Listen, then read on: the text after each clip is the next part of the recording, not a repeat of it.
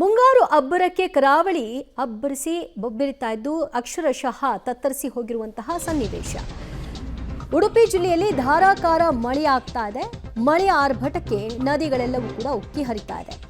ಸೌಪರ್ಣಿಕಾ ನದಿ ತೀರದ ಪ್ರದೇಶಗಳಂತೂ ಜಲಾವೃತವಾಗಿದೆ.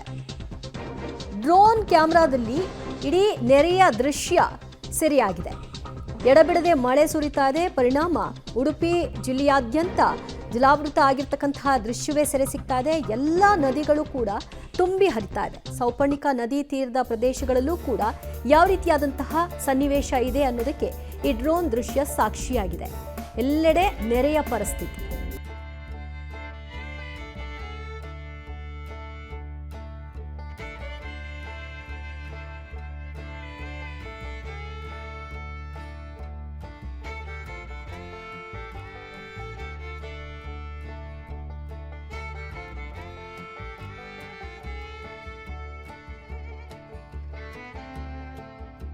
ಉಡುಪಿಯಲ್ಲಿ ಬಿಟ್ಟು ಬಿಡದಂತೆ ಮಳೆ ಸುರಿತಾ ಇದೆ. ಪರಿಣಾಮ ಮಳೆಯ ಆರ್ಭಟಕ್ಕೆ ಎಲ್ಲ ನದಿಗಳು ಕೂಡ ತುಂಬಿ ಹರಿತಾ ಇರುವಂತಹ ಚಿತ್ರಣ ಮತ್ತು ಬೈಂದೂರು ತಾಲೂಕಿನಲ್ಲಿ ಯಾವ ರೀತಿಯಾಗಿ ಆ ನದಿ ಸೌಪರ್ಣಿಕಾ ನದಿ ಸುತ್ತಮುತ್ತ ನೀರು ಯಾವ ರೀತಿಯಾಗಿ ಆವರಿಸಿದೆ ಅಂತ ನೋಡ್ತಾ ಇದ್ರಿ. ಬಹುತೇಕ ಎಲ್ಲ ನದಿಗಳು ಕೂಡ ತುಂಬಿ ಹರಿತಾ ಇದೆ.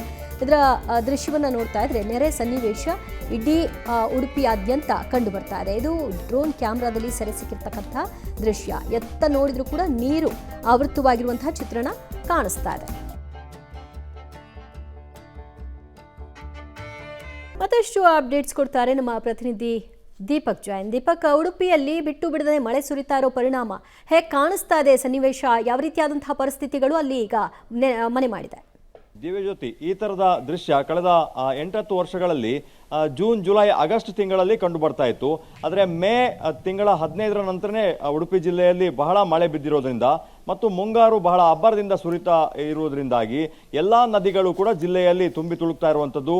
ಉಡುಪಿ ಜಿಲ್ಲೆಯ 7 ತಾಲೂಕಿನಲ್ಲಿಯೂ ಕೂಡ ಬಹಳ ಮಳೆ ಬಿದ್ದಿರುವಂಥದ್ದು.